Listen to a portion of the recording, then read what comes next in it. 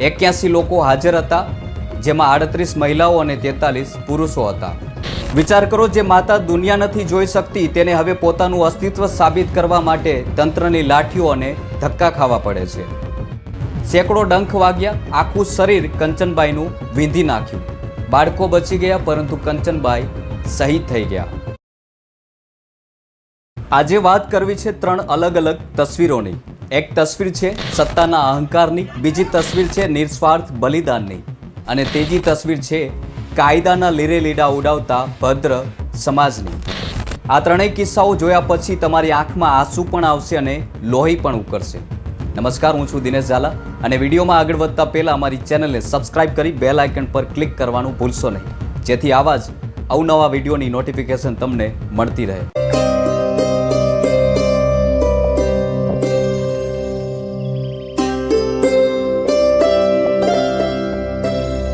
મિત્રો, શરૂઆત કરીએ ઇન્દોર શહેરથી. સ્વચ્છ શહેરની યાદીમાં નંબર 1 માનવામાં આવે છે, પરંતુ માનવતાની યાદીમાં ક્યાં સ્થાન પર આવે છે તે આ વિડીયો જોયા પછી તમે નક્કી કરી શકો છો. ત્યાં એક દીકરો છે, તેની સાથે તેની અંધ માતા છે. તેઓ રસ્તા પર ભટકે છે, ઓફિસોના પગથિયાઓ ઘસે છે, કારણ કે સાહેબોએ સર્વે કર્યો અને સર્વેમાં એક અંધ મહિલાનું નામ વોટર લિસ્ટમાંથી કાઢી નાખ્યું. વિચાર કરો, જે માતા દુનિયા નથી જોઈ શકતી તેને હવે પોતાનું અસ્તિત્વ સાબિત કરવા માટે તંત્રની લાઠીઓ અને ધક્કા ખાવા પડે છે. તમામ દસ્તાવેજો હાથમાં છે, પરંતુ અધિકારીઓના આંખે પાટા છે. એસઆઈઆર સર્વેના નામે લોકશાહીનું ગળું ઘોટાઈ રહ્યું હોય તેવું આ દ્રશ્ય જોવા મળી રહ્યું છે.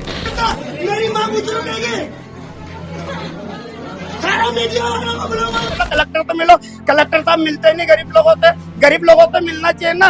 हमारी माताराम और हम आके परेशान हो रहेंगे. आना चाहिए ना, मिलना चाहिए ना. अब मंगलवार को आओ ना, फिर क्या जाओ, मंगलवार को आओ फिर जाओ. हम मेहनत मजदूरी करेंगे, मंगलवार आते रहे. हमारा परिचय पत्र पे तो नाम काट दिया है. माँ जाओ बीएलओ वाले के ना, तो बीएलओ वाले बोले ये लाओ. हमारे पिताजी का मृत्यु का सर्टिफिकेट है, प्रमाण पत्र, दाह संस्कार की रसीद वसीद सब होगी. ચૂંટણી સમયે જે નેતાઓ પગે લાગે છે તેમના રાજ્યમાં એક સામાન્ય નાગરિક ચીખ પાડે છે, પરંતુ એ ચીખ ઓફિસની દિવાલોની બહાર ક્યારેય જતી નથી. શું વોટ આપવાનો અધિકાર હવે માત્ર અમીરો પાસે જ રહેશે, કે પછી ગરીબોએ પોતાના નાગરિક હોવાના પુરાવા આપવા માટે આખી જિંદગી વેડફવી પડશે? તે આ દ્રશ્ય જોયા પછી તમે નક્કી કરી શકો છો. મિત્રો, બીજી તસવીર છે મારા અને તમારા ગુજરાતની.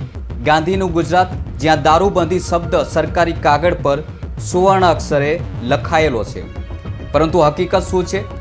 આણંદના નિર્વાણ ગ્રીન બંગલામાં લગ્નના 25 વર્ષની ઉજવણી થઈ રહી હતી. 81 લોકો હાજર હતા, જેમાં 38 મહિલાઓ અને 43 પુરુષો હતા. ત્યાં ભજન નહોતા, ત્યાં મહેફિલ જામી હતી દારૂની. વિદેશી દારૂની બોટલો, મ્યુઝિક અને હાઈ પ્રોફાઇલ ડ્રામા. ગુજરાતમાં દારૂબંધી છે, તો પછી આ 81 લોકો પાસે દારૂ ક્યાંથી આવ્યો તે સૌથી મોટો સવાલ છે. શું સાણંદની સીમમાં કોઈ સ્પેશિયલ પરમિટ મળે છે, કે પછી નિર્વાણાના નામે આ લોકો કાયદાથી ઉપર પહોંચી ગયા છે? જ્યારે કોઈ ગરીબ 2 કોથળી પીને પકડાય ત્યારે પોલીસ લાઠી ઉગામશે, પરંતુ જ્યારે 20 લક્ઝરી ગાડીઓ લઈને અમીરીઓ પાર્ટી કરે ત્યારે આખું તંત્ર સવાલના ઘેરામાં આવે છે. મિત્રો, ત્રીજો કિસ્સો ખૂબ જ હૃદયદ્રાવક છે. મધ્યપ્રદેશના લીમચની વાત છે. કંચનબાઈ મેઘવાલ આંગણવાડીમાં રસોઈ બનાવતા હતા. અચાનક મધમાખીઓનું ઝુંડ તૂટી પડ્યું. સામે 20 ભૂલકાઓ હતા. કંચનબાઈ પાસે કોઈ પ્રોટોકોલ નહોતો, કોઈ સિક્યુરિટી નહોતી.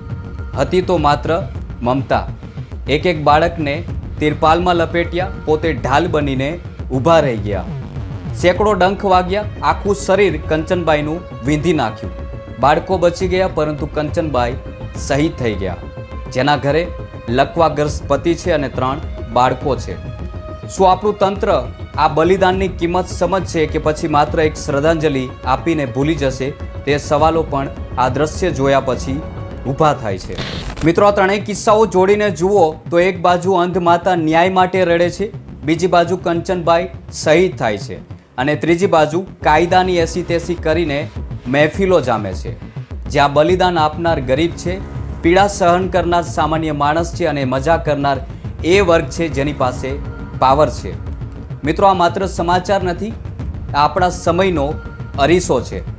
આ સમગ્ર ઘટના અને સમગ્ર સ્ટોરીને લઈને તમારું શું કહેવું છે કમેન્ટ કરી જરૂર જણાવજો. અને આવી વધુ રસપ્રદ ન્યૂઝ સ્ટોરી જોવા માટે અમારી ચેનલને સબસ્ક્રાઇબ કરવાનું ભૂલશો નહીં.